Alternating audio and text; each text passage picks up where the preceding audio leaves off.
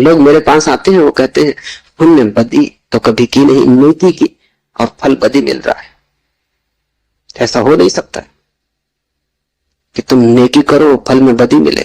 ऐसा हो नहीं सकता कि तुम आम के बीज बो और नीम के फल लगे। ऐसा हो नहीं सकता। इतनी हो सकता है कि तुम ऐसे बेहोशी में बोए होगे, बोए तुमने नीम के ही फल, तुम होश में न थे, क्योंकि वृक्ष थोड़ी झूठ बोलेगा। तुम ही कहीं होते वक्त भूल में पड़े होगे। तुम जब नेकी भी करते हो तब भी तुम्हारा नेकी करने का मन नहीं होता। तुम सच भी बोलते हो तो तुम दूसरे को चोट पहुंचाने के लिए सच बोलते हो। तुम सच बोलते हो दूसरे के अपमान के लिए। तुम सच बोलते हो जैसे तुम सच का उपयोग एक घातक हथियार की तरह कर रहे हो। तुम्हारे सत्य कड़वे होते हैं। सत्य के कड़वे होने की कोई भी जरूरत नहीं, लेकिन मजा तुम्हें कड़वेपन में है, सत्य में तुम्हें मजा भी नहीं। तुम्हारा झूठ सदा मीठा होता है, तुम्हारा सत्य सदा कड़वा होता है। बात क्या है? क्या कड़वापन सत्य का स्वभाव है?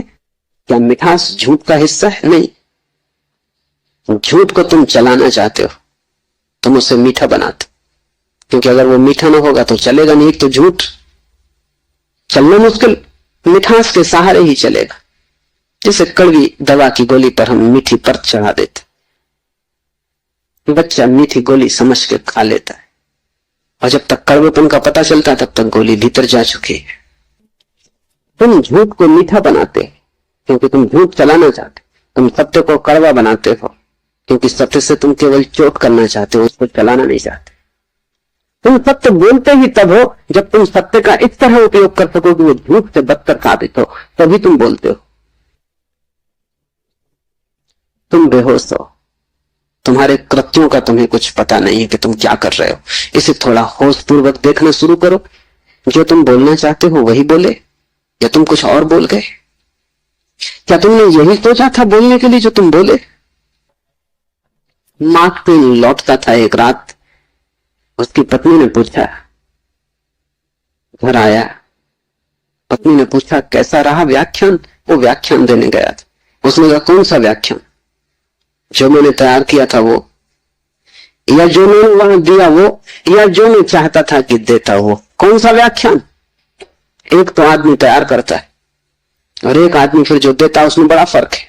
और फिर एक जो घर लौटते वक्त तो सोचता है दिया होता। तीनों अलग अलग है। होश में हो, सब निशाने तुम्हारे चूक जाते।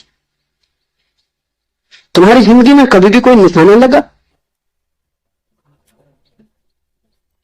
आंख बंद करके भी आदमी तीर चलाता रहे तो कभी ना कभी निशाना लगेगा। मैंने सुना है कि अगर बंद घड़ी भी दीवार पर टंगी रहे तो 24 घंटे में 2 बार सही समय बताएगी। तुम्हारी जिंदगी में ऐसा भी नहीं आया कि 2 बार भी तुमने सही समय बताया हो। तुम बंद घड़ी से गए बीते। अंधेरे में भी आदमी तीर चलाता रहे तो कभी ना कभी निशान तो लग जाएगा। तुम खुली आंख से होश में प्रकाश में तीर चलाते हो, कभी निशाने पे नहीं लगता। क्या बात होगी? मुल्ला नसरुद्दीन को बड़ा शौक था हिरण की शिकार करने का। तीसरी बार जब वो शिकार करने जंगल पहुंचा और जंगल के विश्राम गृह में उसने अपना सामान रखा और तैयारी की, और जब सूटकेस खोला तो उसमें एक बड़ी फोटो रखी थी और पत्नी ने उस फोटो के नीचे लिखा था, मुल्ला हिरण इस तरह का होता है। उन्हें शिकार का शौक था लेकिन हिरण का पता नहीं था। तुम कुछ भी मार मूर के घर आ जाओगे, हिरण ठीक से फोटो देख लेना।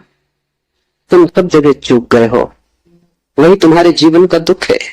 और चूकने का कुल कारण है कि तुम होश में नहीं हो। इसलिए जो भी करो होश पूर्वक करो। उठो तो भी होश पूर्वक, चलो तो भी होश पूर्वक। महावीर ने कहा है विवेक से चलो, विवेक से बैठो, विवेक से भोजन करो, विवेक से बोलो, विवेक से सो तक।